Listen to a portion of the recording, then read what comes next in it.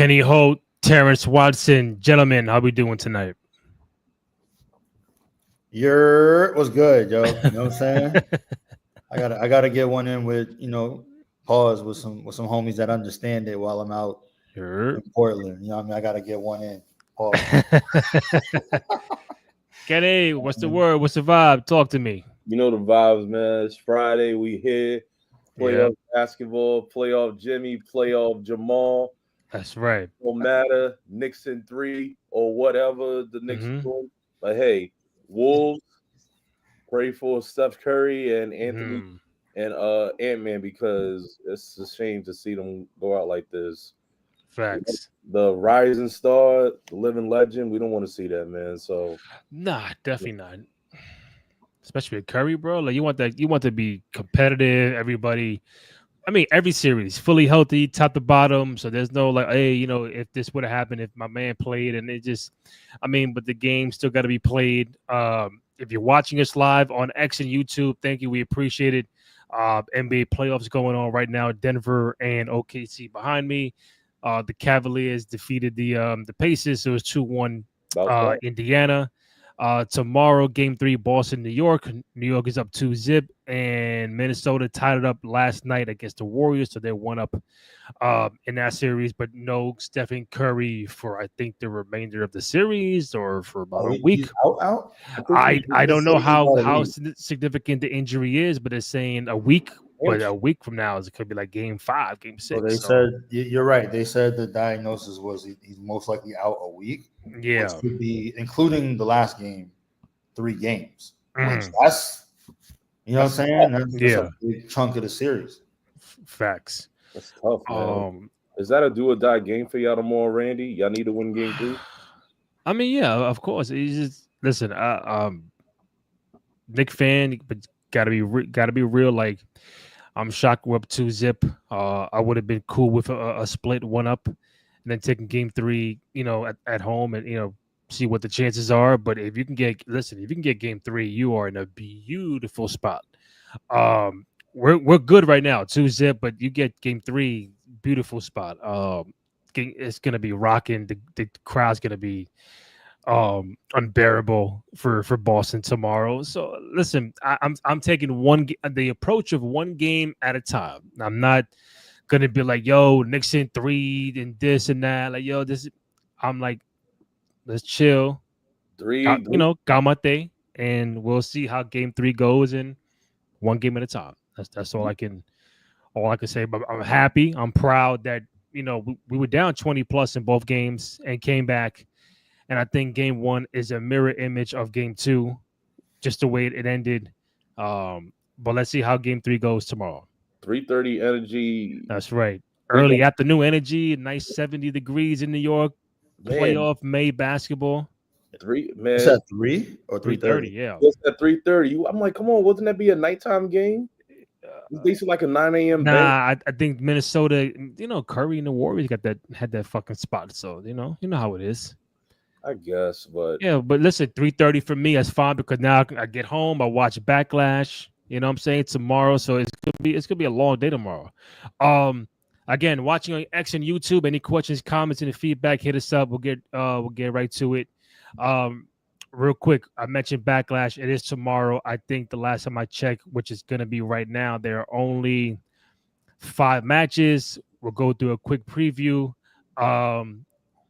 Gentlemen, Dominic Penta, Intercontinental Championship. Who we got tomorrow? I think it's going to still stay with Dom Mysterio. His push is still going strong. It's interesting to see how it is, but Dom is hot right now. The man got the keys and man's driving. Man's going on I-95, going 85 in the fast lane. No brakes. This is like Dom's driving like how it was with COVID, with no cars on the highway, man. Straight shot, just no. I mean, it's too early to take it off of him. Let Dom's reign go on for a good minute. I mean, I feel like the one that will give him a good thing, like to compete against him, is Penta. It might be Penta, and you'll see like the discourse of between like him and Finn. Yeah. Day, so you'll see that, but give it to Dom. He's still gonna take it. All right, Dom for Kenny. Terrence, Dom or Penta? Yeah, I agree with Kenny. I think it's way too early to take the belt off Dom. He's just starting to cook. It's interesting. Let's see how the fans react. Whether that was just everybody appreciating him for having won at WrestleMania, how big a moment that was, or if he's now some sort of like tweener, like we've been talking about, where he's like he's playing the role of a heel, but the crowd just loves him. Mm-hmm. I think he's going to have a long Intercontinental Championship run, not like a Gunther type, but he's definitely going to have a long run. I don't see him losing the belt at any time, not before SummerSlam. I'll say that. I got Dom. I think it's a clean sweep for Dom. Too early. The momentum's good. We haven't even reached the peak or the apex for Dom, so I think Dom retains. Next we have Jacob, LA Knight, Damian Priest, and Drew McIntyre. Fatal 4-way for the United States Championship, and something very interesting because we all are all New Yorkers. They said on the broadcast that Damian Priest is going to be inducted into the Bronx Walk of Fame next week. Wow! So born and raised BX Boricua. So a little shout out to Damian. Congrats on that. I'm like, Walk of Fame next week. Oh, okay. Man. All right, Dame. I think it's him, Kimba. Kimba's going to be a part of that too. Hey, Soundview. Soundview in the building. So congrats to Kimba and Damian on that. But is Damian gonna win the US title, or we still feel Jacob again, brand new champion at WrestleMania? I don't think he drops it that early, right? He's still too over. Fatu is as high. Unless Solo makes him lose. That's the only thing I have. Unless Solo makes it, but I think it's too quick though. I think it's too quick, but I think Solo's gonna get into the match, but possibly Solo might interfere, but I think Jacob's still going to come out on top. Mm-hmm. I mean, after SmackDown tonight, Drew was the last one standing with the title, but I feel like, as much we like Drew to win it, we want him to go higher. Not to say that the title's not. So I think it will be better for Drew to take a part in this feud, but then set his sights to the heavyweight championship and the heavyweight contention. I mean, this is a nice little mid card thing because Drew's always good with that. Mm-hmm. But after this, his main focus is going for the big dog titles. So Fatu's still going to retain. Terrence, Jacob retains, or does LA, Damian, or Drew dethrone Fatu? Respect to Damian. To keep it a buck, man, I think Fatu holds on to his title. What I'm hoping we get out of this, because I think we all agreed, even you, Randy, how much you might hate LA Knight. The match between him and Fatu at WrestleMania was actually really good, surprisingly good. If anything, it probably was a surprise match, of either night of either card because nobody thought it would be good. So I'm hoping that it turns into somehow shenanigans, and maybe Fatu doesn't win clean, right? Like maybe there's some sort of, I don't know, maybe somehow, like you said, Solo gets in the way. But I think Fatu retains, and I hope him and LA Knight get to run it back because that match was really a good match. And I also look at Damian and Drew. Their level is like a little bit too high, right? Like to really contend with them. Put them in the Intercontinental, if anything. If we're not going to have them in the in the championship space or in the Universal Championship space just right now, I would at least rather them be like in the Intercontinental conversation. But yeah, I feel like Jacob has to retain. He just won. And it's funny too. Like I know we're gonna run down the card, but this feels like a in your house type of vibe, like back in the day. No, that's for not real. too many titles changed hands at in your house. No, you're right. And plus the amount of matches you have, 5. It's not 6, 7, 8. For a kind of PLE. I got Jacob as well. I don't see him losing too early for him. Pat McAfee, Gunther. This is where it gets interesting on the card. Pat Mac and Gunther. I think Gunther wins, but I think Pat Mac really shows out. I think it's a better match than what people might be predicting, and this could be a thing where we've been mentioning a bigger star to come out and face Gunther or go face to face with him. maybe come out to help Pat McAfee. The rumors are Goldberg and Gunther is on the table or being in the universe for maybe SummerSlam, and that could be Goldberg's final match in his career. Does Goldberg appear tomorrow to approach Gunther? That remains to be seen, but something like that I think I could see happening tomorrow. But Gunther wins, but I think maybe a Goldberg pops out and be, yo, what's good for SummerSlam? Anybody picking Pat Mac? No, sorry. Okay. No, Damn. but Randy, no love for the dog. Look, man, I'm sorry. For one, he's a Colts. He's a Indianapolis Colts. That's right. And he getting kicking it. I'm sorry. I know he'll punter or whatever, crazy. but I mean, I think it's gonna probably McAfee's probably gonna show off a little something. He's gonna surprise us. We're gonna be amazed, but we got to put Gunther over on this. Gunther's got to take the win now. I can see exactly what you said. Like after the match, Gunther, probably is beating him again, putting that sleeper hold. And next thing you know, we hear that gong. Next thing you know, here comes Goldberg. Gunther, you're next. Like that. So I could see that probably happen like tomorrow night. T, anything for Pat Mac? I mean, you mentioned earlier how people really aren't expecting much from this match. It's me. I'm people. Yeah. I'm definitely not expecting anything from this match. But what I do hope, to your point, is that it leads to Goldberg. I actually don't want Goldberg to pop out tomorrow. I think it's too predictable. I want Goldberg. I want Gunther to beat the dog shit out of Pat Mac, and like on some how he handled Jimmy Uso, like just beat the hell out of him. Yeah. And then try to like maybe come back on Monday and like, bully him again.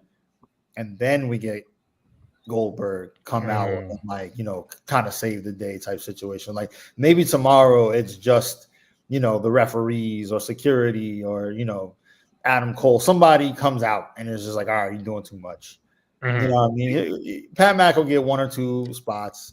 Maybe he does another backflip off the top rope and everybody's surprised. Who knows? But I just hope Gunther just, manhandles that dude. How long do you think this match gonna happen? I mean, hopefully not longer than 10 minutes. Like, please no. 15, most 10, 12. Yeah, sure. Go 12. Either way, I think that's where we're going. I mean, it's not an Iron Man match. Like, oh my god, blood match. Definitely no first blood match. No. Take a shot every time Kenny says first blood match. First blood. They're not doing that. So we got clean sweep for Gunther tomorrow. All right. Lyra Valkyria, Becky Lynch for the Women's Intercontinental Championship. I think this can go a few ways. Kenny, start it off. You got Becky or Lyra? I think it's going to come. Well, first, I think the winner here is both of them being from Ireland.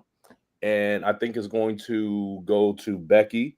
Becky's going to end up winning the Intercontinental title in some way.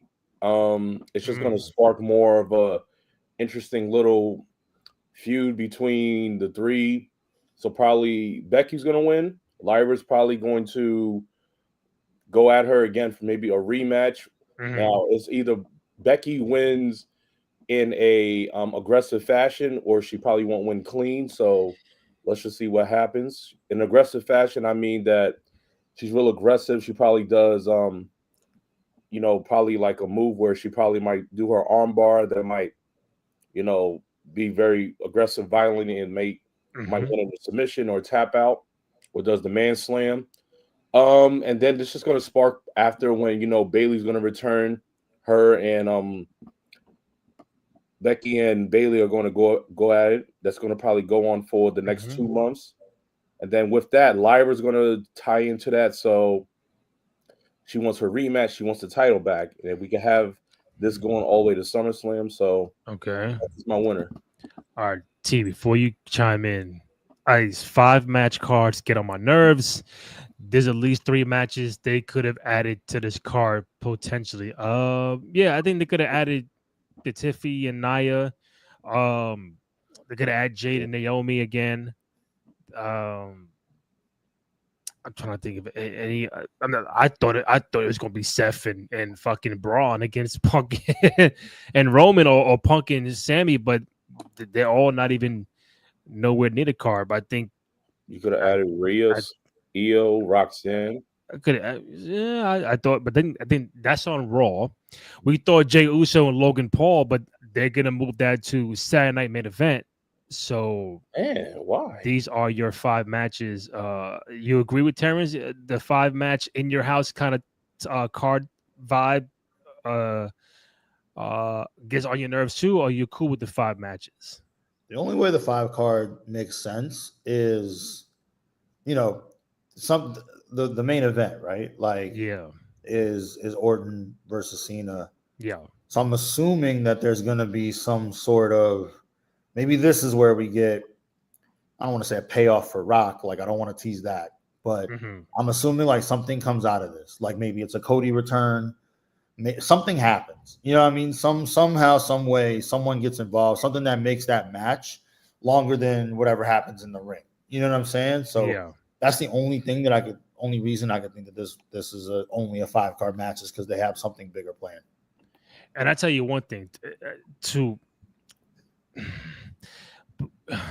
either Goldberg is gonna pop out, Bayley can interfere in the Becky match, or Cody can interfere in the main event. Now, does all 3 happen? No. So I think you're down to maybe 2 or at least 1 that's gonna happen. So to Kenny's point, Becky could walk out new IC champ, and there's no Bayley whatsoever.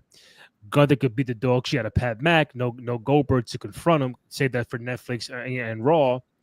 But then, like the main event sounds like it looks like some shenanigans will happen.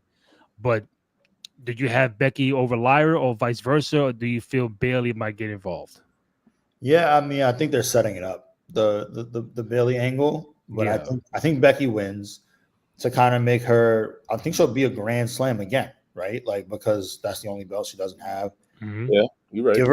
Give her the Intercontinental, and then let her do a program with all the up and coming talent. I think Becky's still in a space where, like, having her not so much.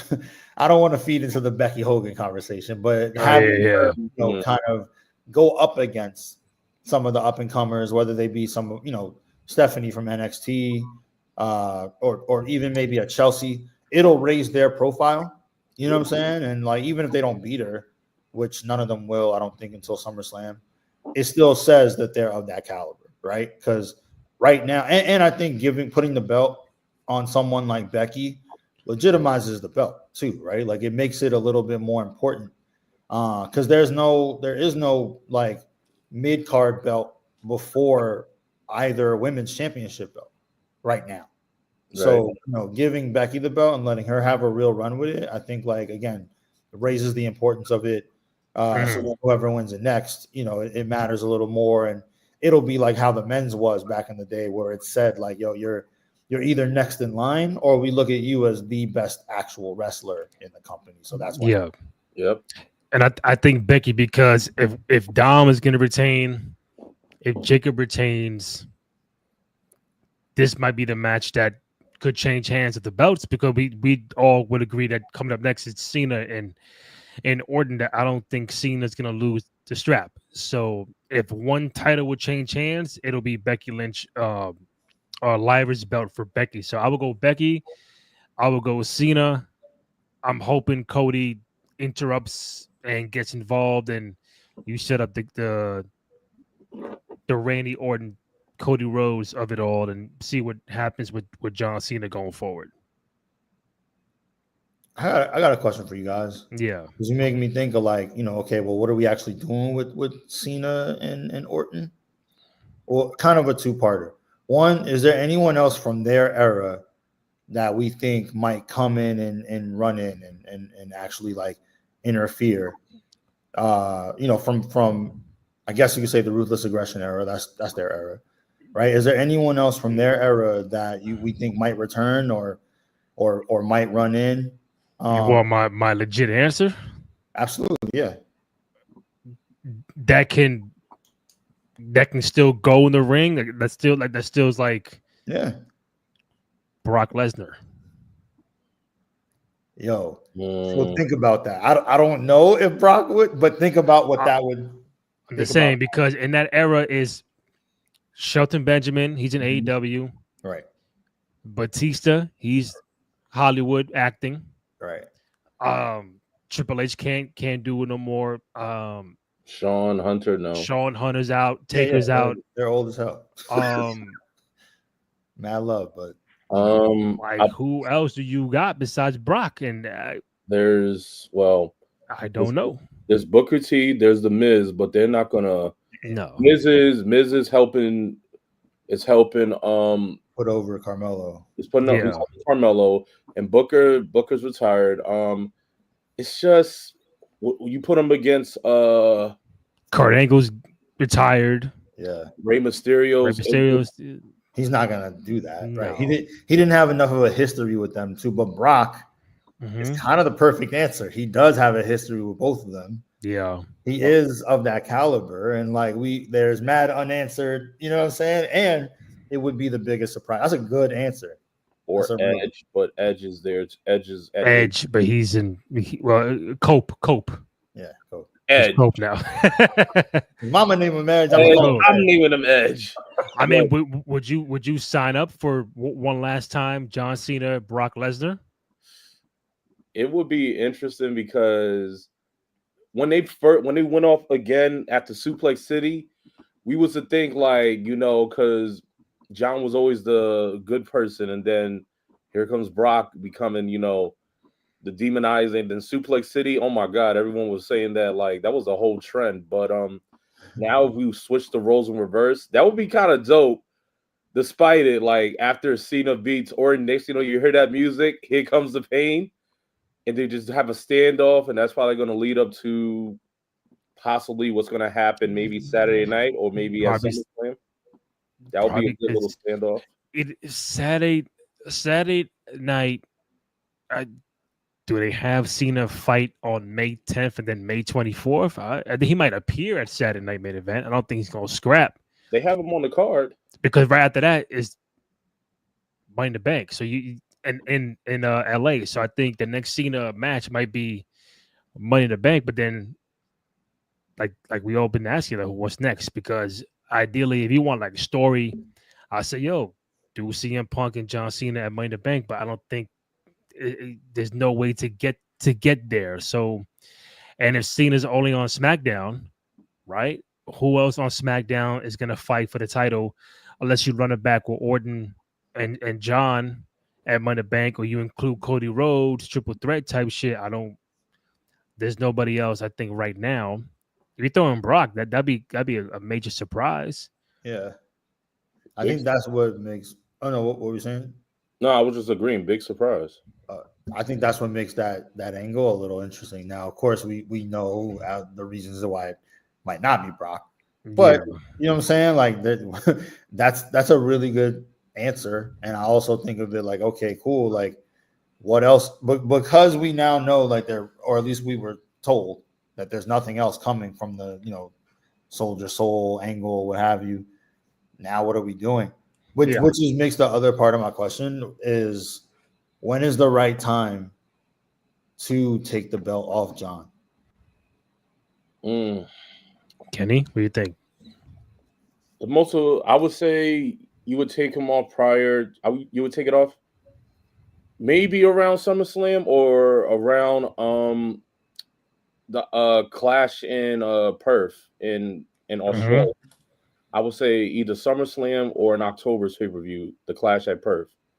Crown Jewel, excuse me. I'm saying Clash at Perth. Crown Jewel in Australia. Yeah. I would say that would be a perfect one to do so. Me, I like chaos. But let him rock it till December and see what happens. Option 2, I think they would want him to flip back to a babyface before he hangs it all up. Yeah. So is he going to be a heel all the way through December 31st? I doubt it. SummerSlam could be an option because if you still watch John, I think he's still having a hard time being a bad guy, and you can tell certain ways about him. He just, again, they say, yo, you're a heel now, and like, all right, just go out there and just do your thing. There's no rhyme or reason. Again, we still don't know why he joined the Rock. We haven't seen Rock since Chamber, and the stories are not really there for Cody, and then now Orton. It just like I did a couple promos, I get RKO'd, and that's the match. There's nothing else he's doing. So it's a weird heel turn, a weird heel run for John. And I like the promos are cool, but you can still see it. He's still uncomfortable trying to find like how do I get the fans to, be mad at me. And I think he's not as comfortable, and he looks off. He looks weird. Like, bro, just like relax. Like, it's hard because they're gonna cheer him anyway, no matter what he does. And yeah, you got Orton, who's a good guy going up against John, but I'm like, damn, John, come on, like even with the microphone, I noticed weird shit. He's holding the microphone like so tight, like this, and everything like this. Like, yo, relax, bro. Just like calm down, like all that stuff. And I think by SummerSlam, if they feel like it's not working, like John, you not a bad guy, bro. We're gonna flip you back by August. I think they're gonna have to do that because I don't see it going that long because it's not there. But they have to make it work with that because all right, Randy, if they go to your standpoint of flipping it at SummerSlam. And Kenny, he's not there every week. That's an issue too. He's not there every week to do backstage and hit someone from behind and doing this and doing like Edge and those kind of guys. What he's doing promos. He's not doing anything else. I understand that, but also too, if he does it, we gotta have some type of completion. If not, we're just gonna leave with an incomplete chapter, incomplete book, like everything. Why does John join The Rock after Elimination Chamber? What's his motive behind it? He says he wants to ruin wrestling. He's going to take over. But here's the thing. At WrestleMania, it was kind of almost left in a cliffhanger saying, I'm going to end wrestling. Then he said it on Monday. Like, we're getting all these cliffhangers. We're getting all these pause resolutions, but we don't know what it really is. We're waiting to see. John's just going out.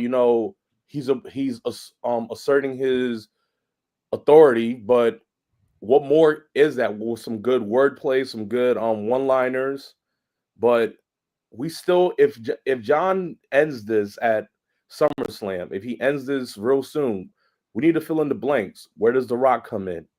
What is he doing? Where's The Rock's motive on it? I feel like they had something great, but now we're just left in limbo. Fans, we're all left in limbo. We don't know what's the notion, what's the motive. We want to see the completion of this because every good heel run has a good story and has a good motive, a notion. We want to know why. We don't want to have this, John's doing this based off his own self attitude or maybe some sort of insecurity. But as a fan, do you like what you're seeing from John? I like it, but I'm still just like, something's off. Something's missing. Exactly. Something's missing. It's good to see John in this role, but I'm like, something is, yeah. It's like eating a burger and there's nothing, no content. You just like, something's about off on this burger. Aside from talking, he hasn't done anything heel like to be like, damn, John, you're a bastard, bro. I fucking hate you. Like, he hasn't done shit. Beat someone up, hit him with a chair. Yeah, bro. Like, backstage, pause. Do that. Hit him with a mic or something. Lead pipe or something. Something, bro. The closest thing he did was watch or hold Cody while Travis Scott smacked the shit out of him. Like, you know what I'm saying? Like, that's the closest thing he's done in heel work. I mean, well, so for me, I like where you're going. Of like, okay, come SummerSlam, if it's just not working and the crowd's not buying it and they're cheering you anyway and you're behind the mic, I mean, not behind the mic, you're behind the belt, damn near shedding a tear out of joy because it's not him, right? Like, you saw that clip, I'm sure, of him like holding the championship after he won and he kind of had to hold his head down because he's John Cena. Just let him. I think you kind of have to let him rock until Ruthless Aggression. The last PLE they're gonna do, like it's already booked, like that's his last show. So maybe just let him hold the belt until then. And I mean, I think we fantasy booked earlier this year because we were like, okay, well, who takes it off of him? Mm-hmm. I think at the time Orton was one of the people we threw out, so I don't think that's happening tomorrow. Maybe Cody, but maybe that's the flip. Maybe to your point, we want Cena to go out, as a face, and we've been calling for Cody to be a heel for the longest, and Cody's always like, "Yo, be careful what you wish for." Yeah, it would give Cody some new energy, new life to his character, because people are kind of like on him right now. They just don't know. But I feel like him as a heel would be a total smug fucking asshole, you know what I'm saying? And it would allow for John to kind of leave on the note that, we all kind of want him to. I just don't. I'm not buying it for all the reasons that y'all guys have already discussed. And I'm just like, yo, like, all right, John, come on home. You know what I'm saying? Put your jorts on. Hey, you tried, bro. You tried, man. I respect it. You tried, they didn't, and blame it on the writers. They didn't give you enough to work with, I guess. I don't know. But so I ask you this: who's a heel, male or female, that when you saw him or her on TV, you was like, I can't fucking stand this person. Like you felt their hatred when they spoke, when they wrestled, promo, anything. Like you hated the character. Like who was a person you felt like, don't like even ever? Mention his or her name. Yeah, ever? Just a couple like heels like that did the job well of being a heel.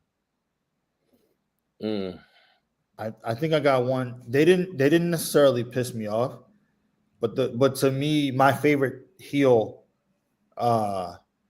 is just because of how treacherous he was, and that's Jake the Snake. Okay. I loved him. I mean, I know it's a super throwback, but he's my favorite heel because I felt like in a world of, very muscular men yelling, like, big meaty men yelling about everything, like, what I'm saying? Like Big E would say, he talked to you. He looked straight into your soul on some serial killer shit and like told mad you low too. Like, yo, I felt that. Like something about that was like, no. He mean that shit. Like he's talking like biblical to you. Like, and I don't know what it was, but something even as a kid that stood out to me. And now as an adult going back and like watching this, watching his story and like watching his in-ring work, everything was about psychology. Because he was big, but he wasn't like a huge muscular guy. Mm-hmm. He just looked like a crazy person that you saw on the side of the road that you like, that's why you don't pick up hitchhikers, because they're like Jake the Snake. Like, you know what I'm saying? Like something about that. Like you, Ted DiBiase, will grovel with the money you like, what the fuck? Yo, right? Like okay. He's speaking to the world's evils right now. Like, you know what I mean? Like, shook. You know what I mean? Like him, I would say he'll work Papa Shango. I know we all love him as the Godfather, but me and you, Randy, we remember when Papa Shango put the hex on Ultimate Warrior. Oh, yeah. And let me tell you, that scared the living daylights out of a very young Laurie's prime. And I was petrified. I went to church on Sunday. You feel me? Like I was like, I don't want Hall of Famer now. Hall of Famer now. Yo, no smoke. Godfather. Nobody that's doing nothing like that. You know what I'm saying? I guess those would be two of my favorite heels. Are we Mount Rushmoreing it like the other? Okay, just those would be my two for like all time. Like that got to me, like and brought that out of me. I feel like by the time we get to Attitude Era, we started rooting for the bad guys. So you know what I mean? Like technically Stone Cold, but he wasn't a heel. He was a face. He just was an asshole. Yeah. Kenny, you got a heel?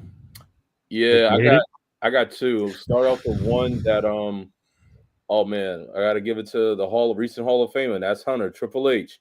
I was gonna say that. Man, like, bro, I'll talk about one thing about it is because if you followed his character, you saw him come up as Hunter Hearst Helmsley, the Blue Blood. So like you just like, who is this? Like, this is like I'm in 3rd grade or 4th grade. Like, who is this person? Who is this little rich, big nose, snotty nose guy from Connecticut? Me, I'm on the couch and he's wrestling. But anyway, he will always, come out pompous, very pretentious. And then when he grew into, DX, and then he joined the corporate ministry. Oh man, that's when like I really hated him. Then I'm like, yo, he's doing all this. He really didn't have to work for it. He's just there. Then he's complaining, whining. For 15 years, they kept me down. They kept me this. Then he wins the title. I think one thing that really made you really hate Triple H's character was as he developed, Triple H developed from 99 to like 2001. That is what like prime Triple H of you would say that was the most hated time. But here's the thing though, as much as you hated him, like if you thought that he earned it, he whined about it, guess what? He still went out and proved it. That's the one thing about it. As much as you hated Hunter, he was still that damn good, pun intended. And he was still just very evil. Like, bro, using sledgehammers that attack Stone Cold, attack The Rock. When he had a cast in a casket. I remember watching that. My dad was like, well, what did you watch it? I'm like, it's wrestling. So I mean, bro, Jim Ross hated. Jim Ross despised Triple H. He elevated Triple H. I hate your soul. Like, damn, JR. Jim Ross is a magician of elevating Triple H's hate that made you go into school or go into work next day like, God damn, I hate Triple H. He was talking about that. Like, you went to bed like, why the hell did he do that? Why, Hunter? Why Triple H? Why? And I think later on, but like Triple H, I would say at McMahon, Helmsley, Triple H was more evil than Evolution. Oh, but I love that era though. That's the very underrated era. Yeah, it was still good. Evolution Triple H was still. I might have hated Evolution Triple H though. Yeah. Evolution Triple H was more like Lex Luthor, while McMahon Helmsley era Triple H was more like Doomsday from Superman. He gave no Fs. He was all about hands, and every time he saw a Superman, he definitely always beat the hell out of it. And that Superman was either Stone Cold, The Rock, Hardy Boys, Lita, pun intended. But like he gave it all. And I think later on, after Triple H, it grew to Edge. And Edge used to get an Edge, bro. Yo, Edge, I love rated R Edge or pre-rated R Edge. This is like going on rated R Edge, because you're bugging. He was like another thing, like the way he had his character, it really just got on your nerves. Like that's the thing. His character kind of got on my nerves. And I'm like, yo, I'm tired of hearing about him. And he's like, I'll tell you one thing, you people don't deserve me. You people don't deserve me. I'm like, and he just comes out with that pretentious rock music, like, yeah, I'm the rated R dude. I'm like, oh my. It was not then like, he said, yo, I'm not gonna wrestle in Arizona because you guys don't accept MLK Day. Yeah, I mean, as a kid, I was like, what is this? This guy's a punk or whatever. That. But now I'm like, yo, Edge was right. Thanos was right, but Thanos was right. Yo, but I would say this. Hunter Nitro's great grandmother was like, what are you talking about, bro? Hunter was like, yo, Edge was one thing about Edge. He was Canadian, but he said Black Lives Matter, my man. So back then, you know what I mean? Shout out that. Yeah, Edge, rated R made me feel real. Like I was real annoyed by it, especially coming out. But Edge is like one of the underrated, low key people within the Ruthless Aggression, and he's underrated. I would say he's one of the underrated superstars that helped push within the Ruthless Aggression era. I would say real quick, because I got a few more. JBL, I fucking hated JBL. JBL was like, yo, I cannot hate JBL. Yeah, I cannot stand JBL. But the character, the money, the whip with the bull on it, and then him with the super duper pyro 45 times raising his hand. I'm like, yo, you were a champ a whole year, bro? Really, JBL? You're champ a whole year? Nobody can beat you. Taker, Batista, Cena, Big Show. It can't beat JBL. The wrestling he was the wrestling. Oh my god, I hate it every time you say that.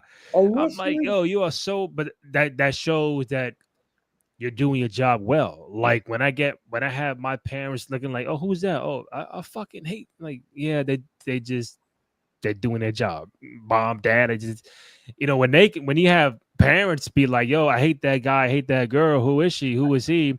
They're doing their job well. Like even as a heel. you could say, I mean, I love her, but you could say, yo, like Stephanie McMahon was like, oh my God, like she was slapping people in the face. Yo, this is my ring. It's the authority. Da da da. Slap Batista. Slap everybody. Like, who are you? Like, yo, you are mad annoying. But it's just the character was so properly done. You can't get. I mean, years later, you kind of like you appreciated more. You appreciated Stephanie more. You appreciated JBL more. You appreciated Edge and Triple H because, like, damn man, like you did your fucking job very well, man. I hated you when I was growing up, but now I love you. Like it's just a whole full cycle. But I think for me, JBL was one of those like, yo, bro, I can't stand you, bro. I can't. Hey T, did you hate JBL more when he made Shawn Michaels work for him? Yo, I was like, Shawn, beat his ass, but he's like, I gave Shawn, and then after when Shawn beat him, you still hate him. He was like, I gave Shawn all the money that will carry him for 2 lifetimes, but I'm like, bro, shut the hell up. He was quite an asshole. But you know what? One we kind of left off. I thought you was gonna say his name after you said Stephanie. But the heel of all heels, just because no one knows which part was him being a character and which one was him being himself, and that's Vince. You know what I'm saying? Like it's Vince like is the biggest. Vince don't count though. Like he just. How does he not? Vince was still. Vince is like the boss. Mr. McMahon. Yeah, I like Mr. McMahon. I never hated him. Never. I never hated Mr. McMahon. I got it. So to answer your question of like which one, I never like him and Bischoff, those kind of guys. I love Bischoff. Oh nah, I hated Vince. I hated the way like he threw his money around. I hated the way he threw out like the fact that he was the owner of the company. And I loved watching every version of either The Rock or obviously particularly Stone Cold that kicked his ass. I loved it. Any wrestler that got a chance to like even DX, because early on, like he was their adversary. Every version of a wrestler that got a chance to like beat the shit out of Vince McMahon or just make him look like a fool, I loved. And and that's again part of the work. And so to answer your question too, like about which one got under your skin, it was always Vince, because he always threw his power around. About that, like I just hate it. Hey Randy, this is for you because now T said about Vince. Do you believe that within the late 90s, the beef between Stone Cold and Vince McMahon, do you think that was a perfect representation of blue collar America, as in people wanted, like every hardworking person wanted to beat the hell out of their boss, and Austin and McMahon demonstrated that perfectly? Yeah. Two things. One, to be able to talk to your boss like that, people will love it. Yo, whether your boss is male or female, yo, bro, you fucking get away from me. I ain't coming to work. You're annoying me, and I'm still getting paid. And I'm gonna show up late. Just having that dialogue to your boss, everybody would love to do that. Now, to get physically violent with your boss, there are some people who be like, yo, if this guy says one more thing to me. Like, yo, bro, step back. This ain't the day. This is not the day. I'm on that type of time. Leave me alone. But yeah, it represented everything that you wanted to do. Like that whole culture, 98, 99 of just like, the being rebellious and like just even like the high school era, like just doing what you want to do. It was just that time. And I think they perfectly executed that whole storyline well. Like this is the guy, clear cut, beer drinking, or even the beer drinking aspect. I want to do this, go to work, drink beer, and talk shit to my boss, and go home and still get paid for it, and come back the following day. Everybody would love that. I would love to follow that blueprint. And I think that was the perfect. That's why it's probably one of the greatest, not just rivalries, but greatest stories told, because it lasted a long time.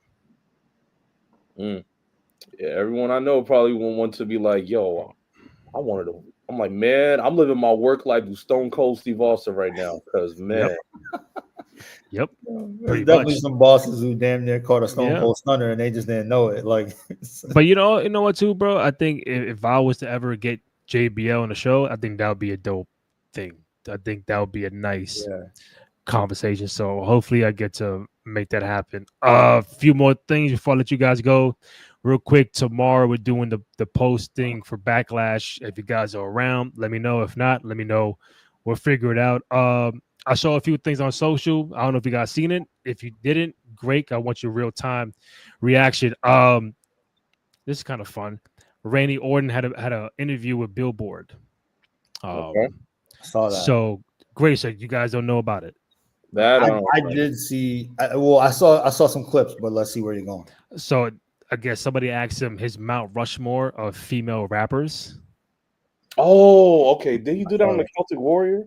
I don't know. I saw Billboard. I think he was promoting Backlash, and they asked him about that. His female rapper Mount Rushmore, according to Randy Orton, is Cardi B, Nicki Minaj, Megan Thee Stallion, and Glorilla. Hey man, I'll tell you one thing. Randy like him dark. What?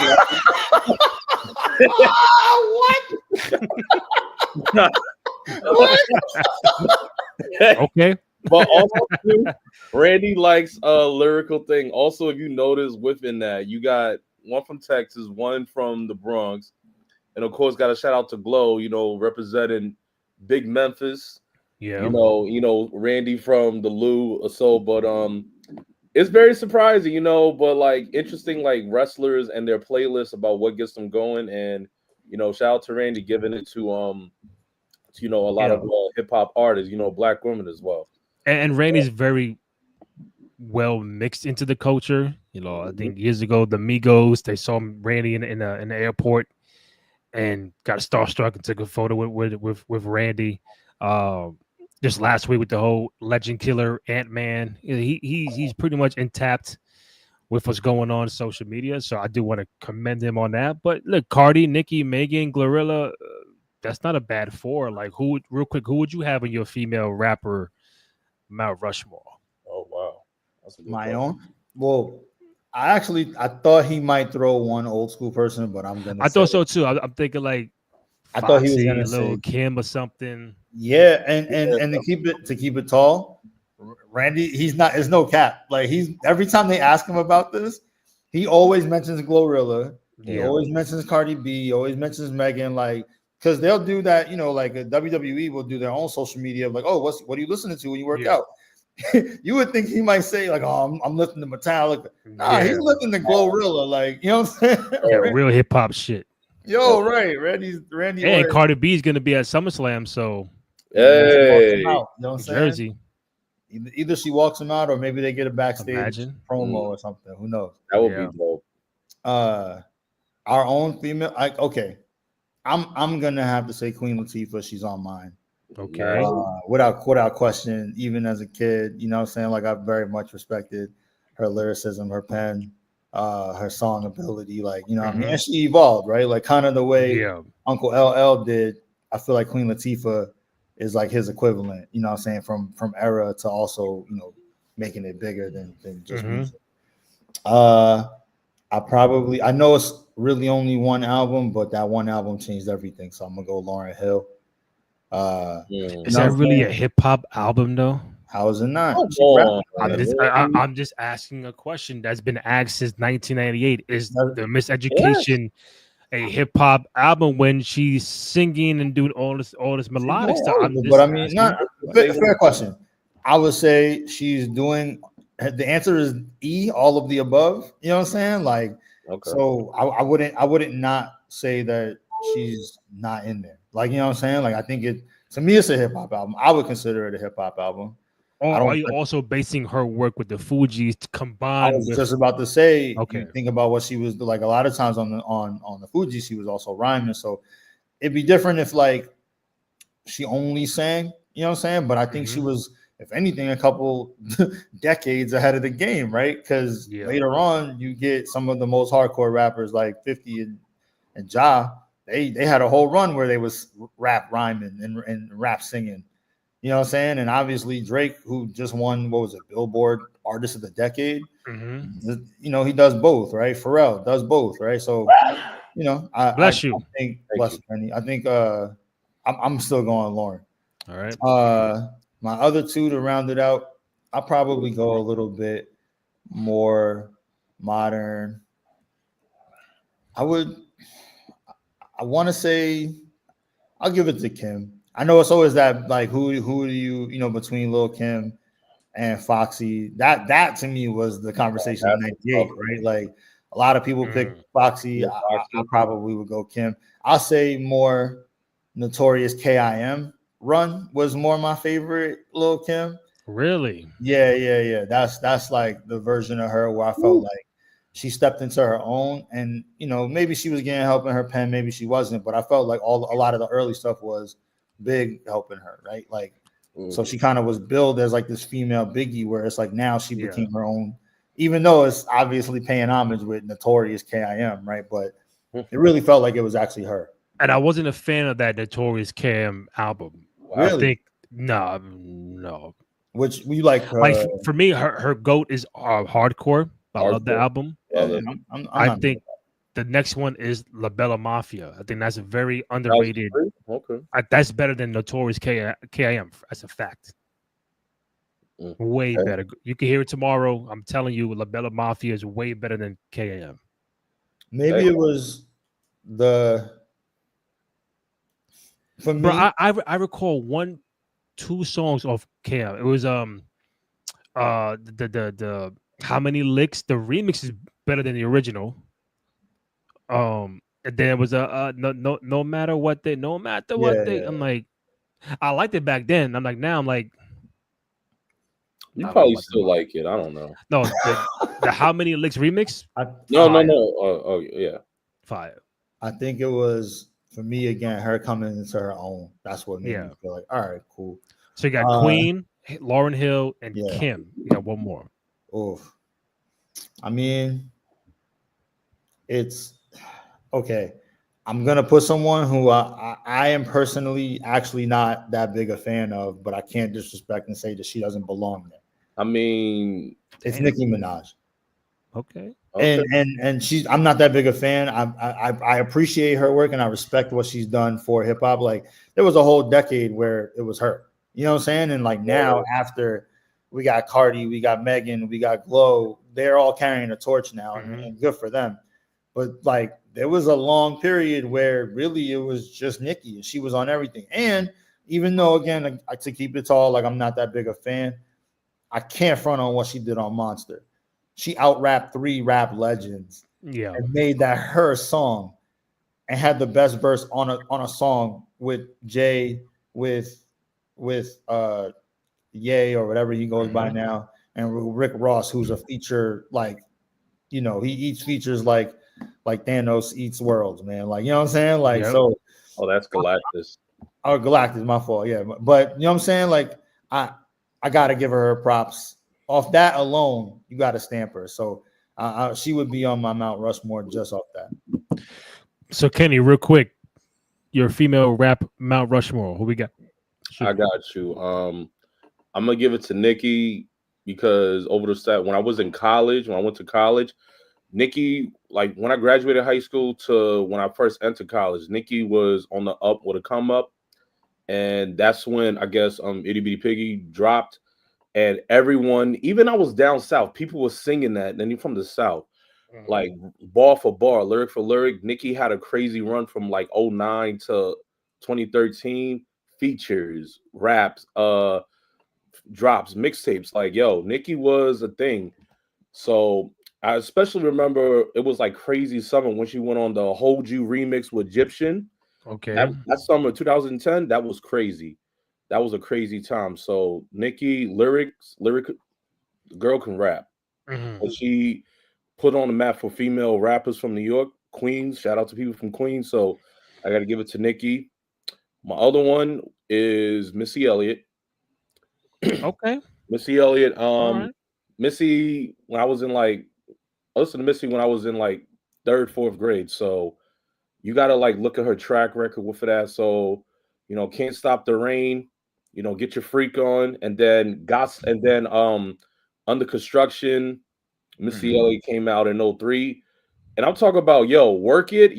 Everybody was singing that. If you wasn't a Missy fan then from, Mr. Media, But then when you saw Under Construction, when she came with a new look, you definitely was a fan then. You know, gossip folks were her, Ludacris, that was fire. And she's just been making great music then with the videos. So Missy Elliott, Nicki Minaj, one is underrated to me, but yo, you cannot leave her off the list.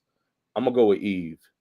Eve from Philly, yo, Eve. It's probably on mine.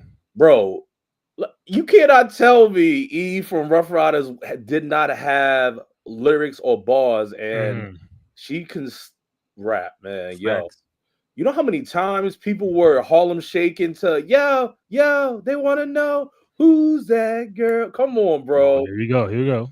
I was in 5th grade when we just come on, bro. Eve, man, you gotta give Eve her flowers for that.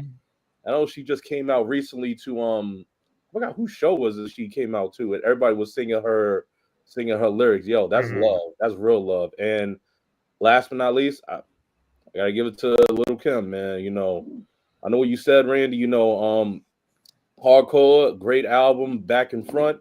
You know, people want to say like, oh, it's a rap album. She's real nice. I'm like, bro, you gotta grow up, but also to understand the lyrics, understand what you come. So I gotta say, my favorite song from that is Mafia Land. Now that was like storytelling, almost like somewhat from Big. I'm like, yo, this is almost like Big, but in the case, but from speaking from Little Kim. That was a good album. Like it was talked. I would say Mafia Land had the same comparisons when you listen to Niggas Bleed. For that. Yeah. So it was like great storytelling, supreme storytelling. So you got Nikki, Missy, Eve, and Kim. Yes. Real quick, I got Kim. I'll say Missy. I'll probably put Foxy Brown in there. And I probably I guess up to me. I probably put Eve. I think Eve is very underrated. Just the Lauryn Hill aspect is like, if I had a full hip hop album by Lauryn Hill, I might change that. Like a full no Fuji, like just straight her rapping. It's probably a different conversation. I think Nicki's phenomenal. I'm just not big of a Nicki fan as of the four I mentioned. Cardi's cool. Meg is good. It just, you know, I think I come from a different era, so I'm probably gonna go with Kim, Foxy, Eve, and Missy Elliott. Two more things. Read that Joe Henry is a lock to join WWE after his TNA contract is up. So I think, you know, we can see the signs that he'll be a full-time E guy once TNA is a wrap. So no shocker there, right? Nah. I was actually surprised that he didn't make this jump earlier. Especially all the work, because remember he came out and got like a huge pop down at NXT months ago. And you know, now him doing the work with Trick, and of course, obviously, like him getting that cosign and having like a decent match with Randy at WrestleMania. Like you said, all the signs were there, and good for him. I think he's gonna be fun. I don't expect a lot out of him in terms of like no disrespect. I just see him as more mid-carder, is what I'm trying to say. I don't see him as like someone that's ever going to be more than Intercontinental Champion. But you could have a great career and never be in that you know, world's heavy or universal conversation. So, but you know, then again, he might surprise us. Either way, I believe in Joe Henry. So I just hope that, you know, with him in TNA, I like what he's doing. I like the character he has. I just don't want to see that diminish, like see that die down, because he still gets that amazing pop from it. So my thing is, you know, him joining within the roster, I just don't want to see that that spark lose, because he's still a crowd favorite. You don't want to see that get diminished. My last one, I know T gotta go. So we can make it as quick as possible. But I did see something on Twitter. I think the question was, I'm not sure if it's only WrestleMania, but I think it's more wrestling. They said, so you can answer how you want. WrestleMania / wrestling match that the wrong winners won. Oh wow. That you feel really adamant, like, yo, he or she should not have won the match. It should have been the opponent because one, it didn't make no sense. The story, like, what are some matches or a match that comes to your mind right away? Like, yo, wow. he should not have won that. She should not have won that match. Oof. There's a few that I could start off if you want. Yeah. Go ahead. Yeah. Let us build off that. That's controversial, Randy. I like it. Controversy creates cash. I think Sting should have won WrestleMania 31 over Triple H. Agreed. I think Booker T should have won WrestleMania 19 over Triple H. Agreed. I felt Finn Balor should have beaten Edge at 39.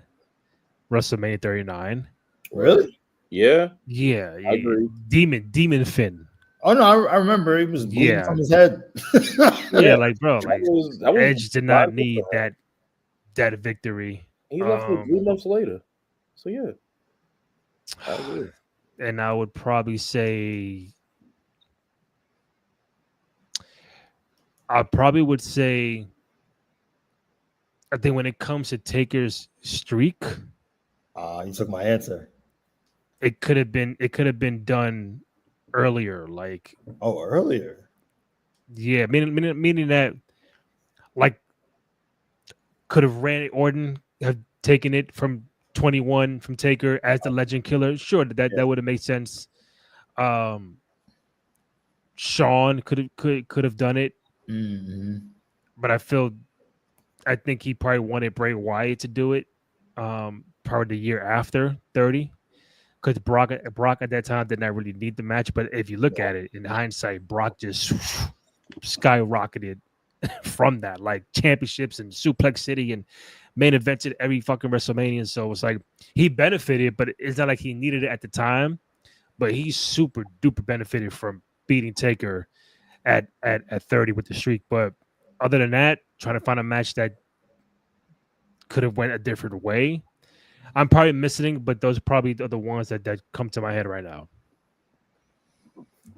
You kind of took where I was going with, and I don't want to just steal your answer, but the Taker Shawn, at least the first one, I might have given it to Shawn, but I guess it played out the way it needed to because, of course, this way Taker was the one who actually retired Shawn, and who else was going to do it?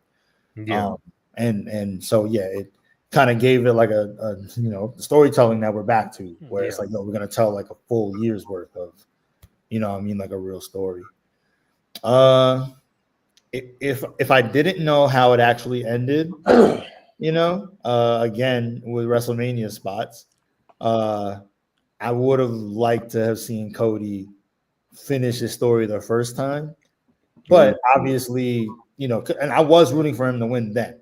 But obviously, it extended the story. It extended the story, the bloodline story. You know what I mean? So it made sense for him to actually wait another year. Yeah. But at the time, I don't think I thought that. Let me think of any other. I feel like those are probably the two that I feel like. But those are probably the two I could think of off top. Kenny? All three of yours, Randy, I agree with. Like those outcomes, I agree with those. All those would have been, I would have changed those. One sticks out. It's WrestleMania 20. Well, it's in Seattle between 19. Yeah. Against Shawn Michaels and Chris Jericho. I was like, the way it was, like, respect to Shawn, I was like, I thought Jericho was going to win it because as much as it was, I'm like, Jericho was facing his idol, if so, Jericho would have won. I would have liked Jericho to win the match. And I know Shawn won on a flip-up pin, not even off of Sweet Chin music. He won off a flip-up pin, a veteran move, and then we saw, them hug it out. They performed. That was a good match. And then, Jericho was legit crying, but then, they had to sell it, give me a low blow. So I was like, I would have liked it better if if Jericho would have won, Lion Salt or made him tap to a Walls of Jericho, that's what I would have wanted. Last one, one came to my head. It's not going to be one that most would answer, but I would say I wish CM Punk would have beaten The Rock at the Royal Rumble, and then he can main event WrestleMania with John Cena as opposed to The Rock and Cena Part 2. Because that was CM Punk's, at the time, best chance to main event at WrestleMania. He was champion the year prior at 28, but he fought Jericho, was not a main event. But he was on a 430-plus day reign.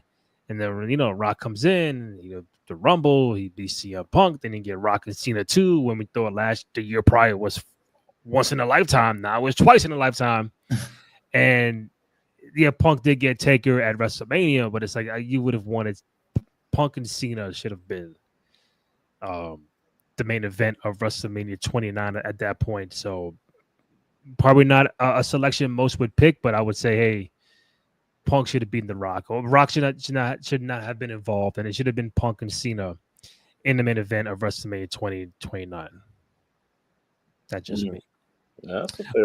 Real super quick. So SmackDown, Nia is the new number 1 contender against Tiffany. Naomi attacked Jade, so we'll see what happens with that. Trying to see what else. Nothing really sparked off for me on SmackDown. I think I just saw this earlier, but he said improved, but I don't know. I think they should go back to 2 hours. That's just me. I think that they're just trying to make something happen in 3 hours when I'm like, yo, bro, this could be done by 10 o'clock. So that's just me. This could have been an email, Randy. This could have been an email, bro. This could have been, yeah. It's just the summer moments after WrestleMania. It felt the crowd felt like dead. No, I got a question. I don't agree, but to this point, I saw something on Twitter where, and it was just a hypothetical. Should there be an off season, like a month off after WrestleMania?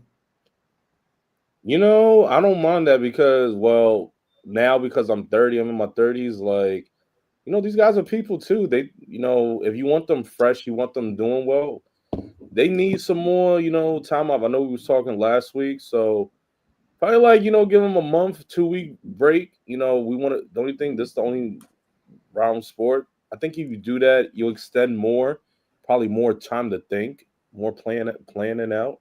But then what do you do for a month? Just everything's off. Hey, no Raw, SmackDown. Oh, see you guys in a month. Reality. Well, so that's what within the post they basically were like. I mean, again, this was just like a hypothetical, but they were saying play reruns. What I would do is make the focus NXT. You know what I mean? Give us one more big NXT PLE. Now they have LFG, so like maybe give us an LFG, PLE, give them a push. I don't know, but maybe because at first I was like, no, absolutely not. Why would you do that, right? But then as you say it, Randy, and even like some of the conversation that we're having, right, is like, yo, some of these storylines aren't making sense, right? Like, and we're very close to WrestleMania, and we still don't know certain things, and like we don't so it's maybe to y'all's point, like it gives people a little bit of time to like heal and rest. You know what I'm saying? And because it is still it's still a sport. Like they are still physical, they are still using their bodies. And it would give like the writers like a reset of like, okay, like now we got a month to get our shit together. What's working, what's not. John is being a heel. Why is he a heel? Like, you know what I mean? Yeah. And now we got a month. Okay, this shit with The Rock ain't going nowhere. What do we do? Like, you know what I mean? What did him selling? So just maybe where it's like, okay, like right after WrestleMania, we push the young talent. We give and it elevates the young talent. You give a chance for Trick and Oba and Lola and Stephanie, all of them to become a little bit more household names. You know what I'm saying? Like, so yeah. At first I was like, absolutely not. What are you talking about? But when we look at it, maybe. Another again, I mean it real quick. Alexa Bliss returned to SmackDown. She was in a tag team match with Zelina Vega. They won the match against Chelsea Green and what's the other Piper girl's name? Nichols. Piper. So Alexa came back, and then at the Charlotte cut a promo. She was mad at the crowd. She was like, you guys keep yelling at me. I'm gonna leave. She spiked the microphone down, and she was leaving. Jay Cargill popped out, gave her a stare down, like, Go to the back of the line. What's good? Uh-oh. And then back in the line, because Charlotte was like, yo, I'm gonna be world champion again. Jay was like, yo, you go back in the line, and Charlotte was leaving, and then she bumped into Alexa, and then Alexa said, let's talk. So now it's like, what does that mean with Alexa and Charlotte? What are they going to talk about? What are they going to conversate about? We don't know, but people were thinking, hey, could this be a thing where they start teaming up, or Charlotte begins like her own kind of group, stable, with the veterans against the young people? We don't know, but it's just something. It's something to look at. Are we gonna get a female evolution? I mean, I'm not inclined for it, and Alexa and Charlotte have history together, so it might could really do well. All I can say is it's a lot of factioning going on, if that's the case. With Seth people and John Cena, and then that was Charlotte, maybe. It's a lot of factioning because everybody wants a tag team, like this fucking AAU basketball. Everybody wants tag team with each other. Like, come on, bro. Like, okay, cool. I think Charlotte should have her own group. Should be the leader of her own group. I think that'll be dope. She's never been in that position, and would it start with her and Alexa? That's an odd pairing, but it's something. So then it's like, who else would you want to recruit if it goes that way? Because why would she say, let's talk, let's chat, and like, I don't know. I think Jade and Charlotte down the road is gonna be popping. That's gonna happen eventually. So Bianca coming back, that's gonna be something. Bianca's off. She's been off. So she broke her finger. Did she that's really? right. Yeah, she broke her finger, so that's why she's off right now. Oh, she was wearing the cap. Did she break it at Mania? She broke that Mania. She broke it at Mania. Damn. Yeah, that's crazy. Oh.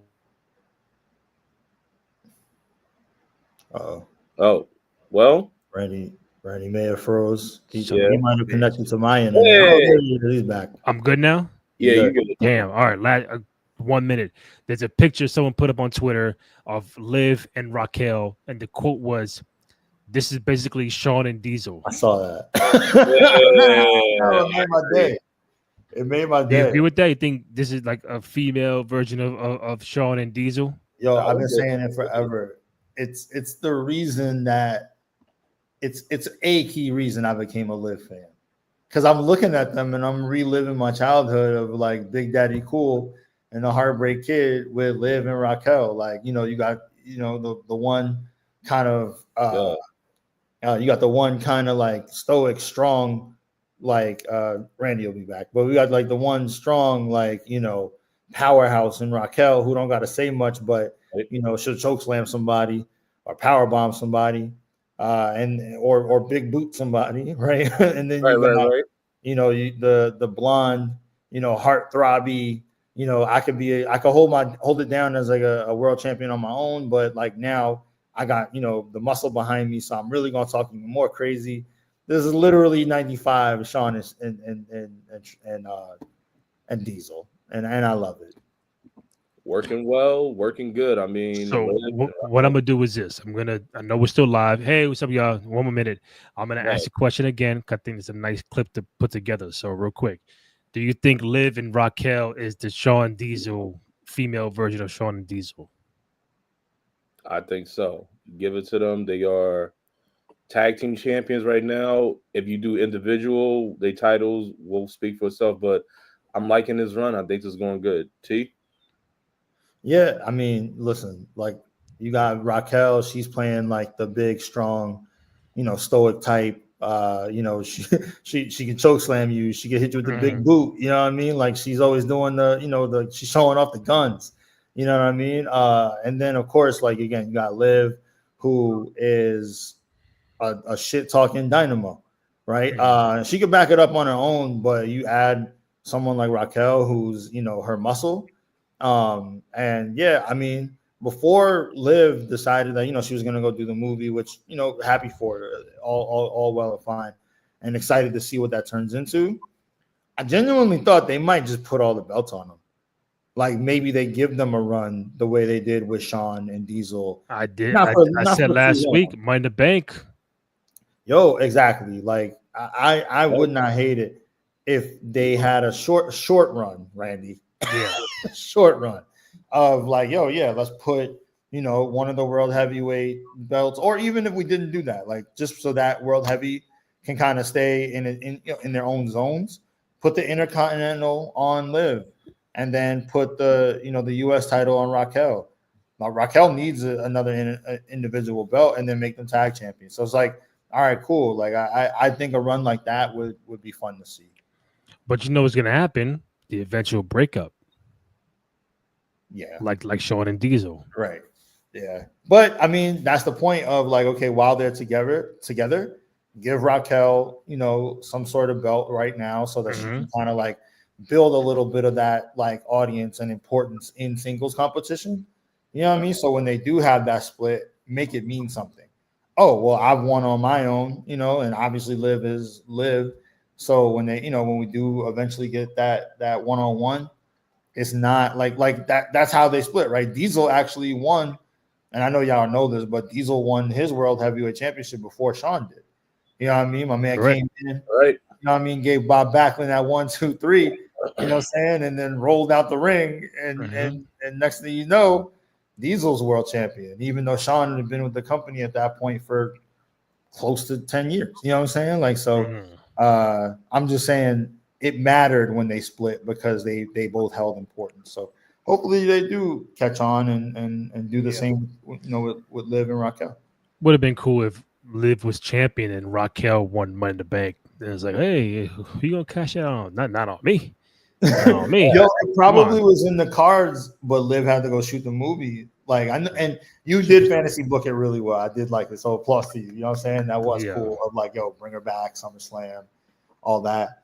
But I'm sure that was in the cards, and the reason that they okayed the movie time and like said it to the audience is because they're gonna like push her to the moon, which she's earned. I don't think any of us don't want to see that. Like, she's proven full on that she could really, really carry.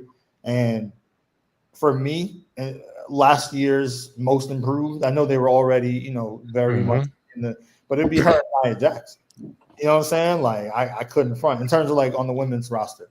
Her and Nia Jax to me just proved that like they for sure belong in that like Bianca, Rhea, Io, individual conversation.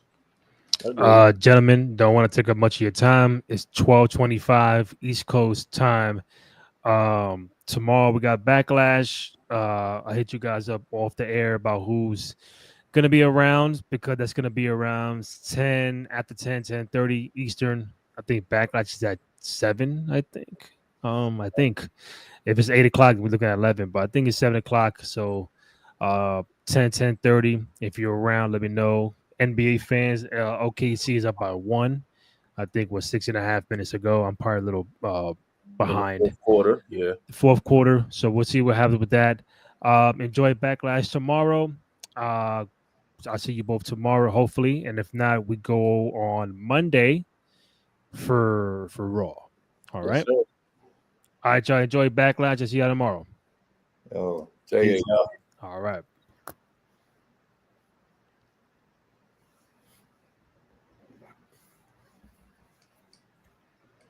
Oh, no. Hello. Did I freeze? No. Nah, but I think it's still on. I know, but I pressed it. What's going on, bro? I don't know. Maybe we gotta keep going. No. Bye. Follow us. We good. Hold up. Let me try again. They don't want us to get off. Hold on. Cause I ain't talking no more. This is a victory lap, and I'm leaving. If I go away, I'll come back. Hold on. Oh, man. This man's killing. He's killing all you jive turkeys.